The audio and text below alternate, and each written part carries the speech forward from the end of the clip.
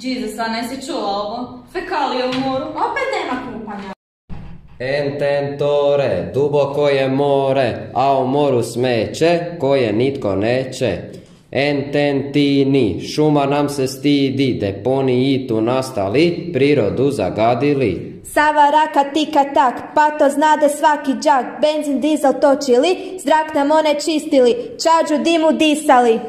A Europa reče, otpad nije smeće, sortiraj i recikliraj, da ti bude ljepše, znaj kud se smeće meće, od tebe sve kreće. Zadatak je zbilja lak, ljubi more, šume, zrak, žarulje štedne troši i elektroaute vozi. Otpad odvoji po boji, za svijet ljepši i bolji, papir, plastiku, staklo ostavi u vreću ili spremnik pravi, bio on zelen, žut ili plavi.